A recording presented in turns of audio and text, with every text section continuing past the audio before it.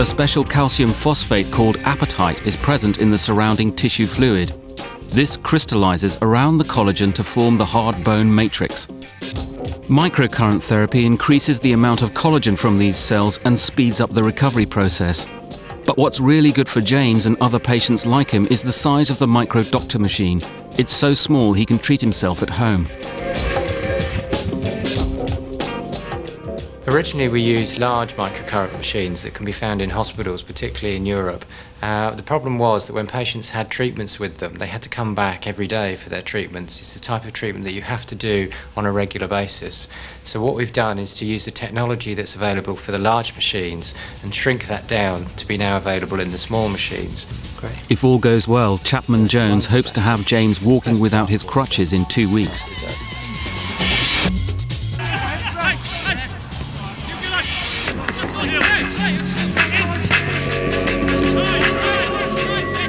In an era when top footballers are paid tens of thousands of pounds a week, it's in everyone's interest to get them back to fitness and playing as quickly as possible. Any advance in science that reduces recovery time and gets expensive footballers playing again is of great value. The most common fracture in footballers is the tibia, the bone in the lower leg. Surgeons at Staffordshire City Hospital are pioneering an alternative technology called the external fixator. This is a scaffold attached to the leg. The device that actually holds the fracture is all outside the bone, and it's linked to the bone by pins that go through the skin and are screwed into the bone. So you have a pin or a set of pins in each bit of the bone that's broken, and then they're all joined together by a bar that sits on the outside of the leg. The fixator allows the bones to move against each other at the site of the fracture. This generates callus, a natural glue produced by healing bones. The surgeons can also calculate when the fracture has healed without needing an X-ray. The two sets of pins are linked by a device that measures the angle between the pins. And then we press on the leg, and a force plate measures how much pressure is being applied. And the little computer correlates the force against the angle that the bone's been bent through. And from that we can calculate how stiff the bone is, or how stiff the fracture is. And from that figure we can decide whether the bone's healed or not. 14 days after his injury, Manchester United reports that David Beckham is making excellent progress. Manager Sir Alex Ferguson thinks Beckham may well play in the World Cup, but still no one's saying a word about the treatment he's undergoing. With so much at stake, it's no surprise that football clubs have turned more and more to science to get their players back to form and maintain fitness. 35 miles from Old Trafford is Liverpool's John Moores University, the world's first centre to offer a degree course in football science. For over 15 years, they've been at the cutting edge of sports science research in Britain, and they work closely with many of the top clubs. I think it has changed football from being kind of activity where coaches really shunned outside information. It was probably like that 20, 30 years ago when I started to research in science and football, to now where scientific information and sports science support is a very important part of preparing the team for performance. I think soccer players are now taken as serious athletes in a way that they weren't in the 60s, 70s and 80s. We're seeing principles of athletic training being taken up and seriously applied to the game. In this biomechanics lab, researchers study in minute detail the way players like Beckham kick a football. By understanding the dynamics of kicking, they hope to produce better strikers. They might even help other players to bend it like Beckham. The one thing that David Beckham can do that no one else in world football at the moment can do is curl a football. So he has this remarkable ability at set pieces, free kicks just outside the area, to bend a ball almost at will.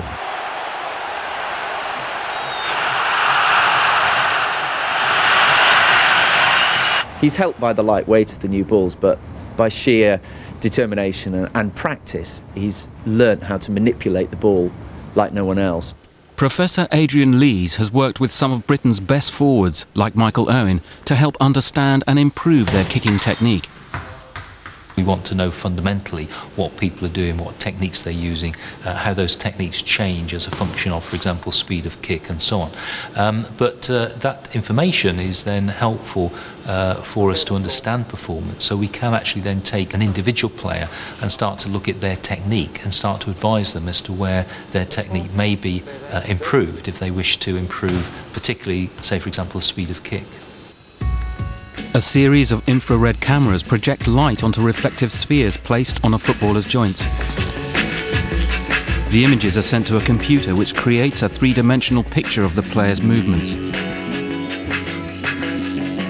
What we're looking at in particular is the length of the last stride and what's happening to the hips during that movement. So as we go into the last stride here, just before the kick, what we're looking at is the two markers which are placed here and here on the hips, and how much the hips are opening out into the movement, because that tells us how much speed potentially the kicker can get from the hip and the upper body movements. So what we would be doing is, in this last stride, measuring or looking at the length of the last stride and relating that to how much that creates an opening of the hips here. As we go further on into the movement, what we're also looking at is the flexion of the knee between the upper leg here and the lower leg. The knee reaches a very small angle here, and what we're looking at is how small that angle is. That needs to be as small as possible so that the lower leg has a much greater range of movement to go through prior to impact there. So what we're looking at is the way in which the knee reaches this angle of flexion and opens out prior to impact. And it's that range of motion which is critical to performance. So will Professor Lees ever discover the secret of the perfect free kick? I think we're always looking for the perfect whatever it is, but don't forget, soccer is a game which is got as much elements of luck and chance in it, and so therefore the perfect kick is one that's right for that particular moment in time. Okay, I'm going to move you forward. The appliance of sports science is a close companion to sports medicine. At John Moores, professional football players come to have their strengths and weaknesses evaluated. Okay. The muscle group most used by footballers are the quadriceps in the thigh. So that's used in kicking. It's also very important in running actions and jumping and so on. The strength of that muscle group is absolutely crucial. It's going to move so on its we own. measure the strength of the quadriceps muscles. We can measure the strength under different conditions. We can speed up the action, and of course the leg moves in football, especially in a kicking action. It moves very fast, so we can measure the strength or the force that is generated by those muscle groups. You've not beaten it yet. So we can build up a picture of the strength of the lower limbs of footballers, and this can be quite important when a player gets injured, because then we know exactly how much they've lost and what they've got to get back to get full fitness in their muscles. For the past 12 days, James Sarr, our Tunbridge Wells five-a-side star, has been treating himself at home using his portable microcurrent machine, the microdoctor. But disaster struck. Falling off his crutches, he broke his metatarsal bone again. This further misaligned the already damaged bone. This is a major setback and looks like putting him behind schedule in his race to make the June the 2nd deadline. I've been super careful since I broke it for the second time. However, with not actually having a plaster cast, it's really, really difficult. Going upstairs, whatever, even a slight knock, you know, oh no, have I broken it again? James has been using the microdoctor on his injured foot for 30 minutes twice a day. I think it's about my second week of using it. Seems to be doing the trick, actually, to be honest with you. The swelling's definitely reduced.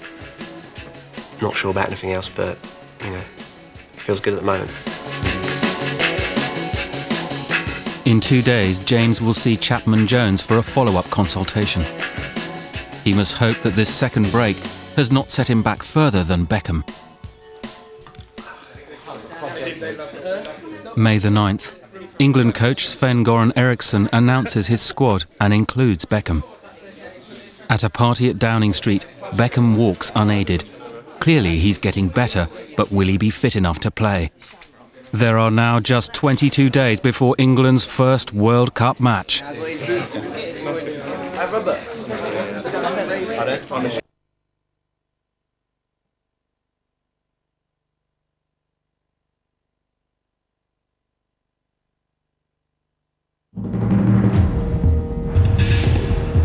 May the 13th, 2002.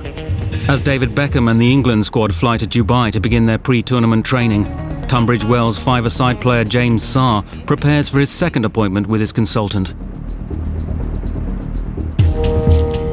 Will either man be ready for the June the 2nd deadline when England will play Sweden in their first World Cup match? Beckham is said to be confident that he'll play on that day. There's still no news of the treatment he's receiving, and he's still not allowed to kick a ball with his broken foot. You haven't put any weight on the foot. James is also optimistic as he waits for Dr. Chapman-Jones to tell him how his foot has responded to the revolutionary microcurrent treatment we're giving him. What we'll do, we'll have another scan of it to see how it looks on the scan, and then we'll maybe arrange for you to have an X-ray. So you can see the edge of the bone, and then you can see the fracture site. If I just freeze that, I can show you exactly the stage that we're at now. So you can see all of this new bone formation, so it's healing very, very well. Absolutely. So that's good. So this was the original picture here, so this is the break here with a little tiny bit of bone formation. So that was what you did 2.5 weeks ago. So what we'll do, we'll arrange for you to have an X-ray, and then we can compare the two X-ray images and see how we're going. Fantastic. Maybe try and get you walking a bit. I'm pleased with the improvement, actually. All the swelling's gone on the foot. There's no residual bruising there at all, and he's got no pain now. I think the difficult thing is now for him to be able to get that confidence to be able to weight bear on the foot normally and to start using it properly. And I think people often find that's the most difficult part, the psychological aspect of having an injury and then being able to use the area again. We've got to remember it's only just over 2.5 weeks since his second fracture, which really is not very long at all. We'd normally expect maybe a period of 4 to 6 weeks after this type of injury. So I'm happy that he's progressing well. Okay. Keep very still, I'm just going to take a film. Soon James will, like Beckham, begin to walk without crutches. His microcurrent treatment has been reduced to just once a day and will be completed in 7 days' time. The new bone in James's foot is already beginning to bridge the fracture.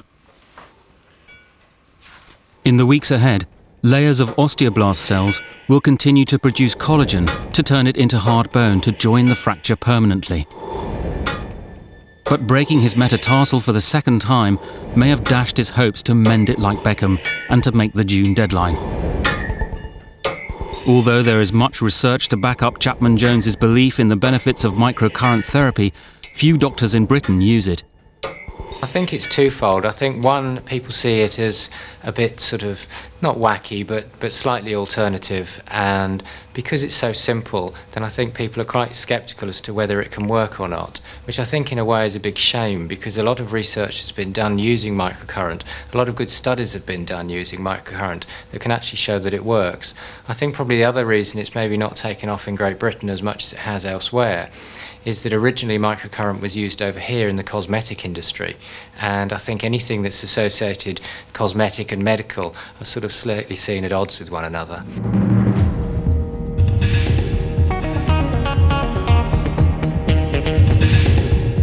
With less than 3 weeks before England's opening match, it's not just in England that Beckham's progress is being followed. His image has been marketed around the world. He's idolised in Japan and across the Far East. He's even better known in China than their national team.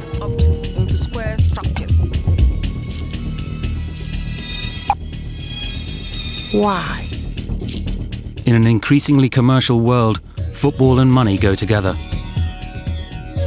The England team sponsors estimate that his non-attendance could cost English football £80 million in lost sponsorship, merchandising and lower attendance.